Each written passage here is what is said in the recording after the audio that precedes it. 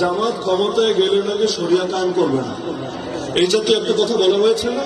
ওদেরকে ধরে জিজ্ঞেস করেন, পাগল শরিয়া বলতে বুঝিস কি? আগে ক্লিয়ার কর। শরিয়া মানে খালি চোরের হাত কাটা? শরিয়া মানে খালি কেউ জিনা করলে পাথর মেরে মেরে ফেলা? এর বাইরে শরিয়ার কোনো শিক্ষা নাই? আরে আল্লাহ যেটা বলেছেন সেটাই তো শরিয়া, নবী যেটা শিখিয়েছেন সেটাই তো শরিয়া। জামাত কি বলছে? ক্ষমতায় গেলে ইনসাফ কায়েম করবো। ইনসাফ কি শরিয়ত না? বৈষম্য দূর করবো, এটাকে শরিয়ত না?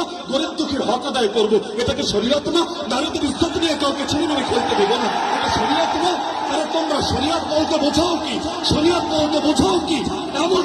এমনকি তারা যে প্রলোভন দিচ্ছে ক্ষমতায় গেলে তারা শরিয়ত কায়েম করে উল্টিয়ে ফেলবে, এটা কোন শরিয়ত? গতকালও তো আমি দেখেছি, আমি নিজ কানে ভিডিও, সরাসরি তো ছিলাম না, এই মাঠের কথা বলছি। এই মাঠে আমার নাম ধরে নিকৃষ্ট ভাষায় গালিগালাজ করা হয়েছে নাকি হয় নাই?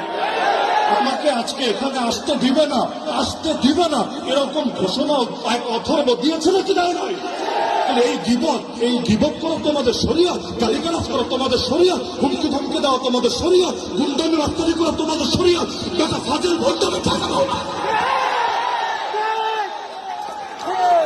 যতদিন একসাথে থাকো তখন কোনো দোষ নজরে পড়ে না, যখন আলাদা হও তখন ফতোয়া দিতে দ্বিধা করো না।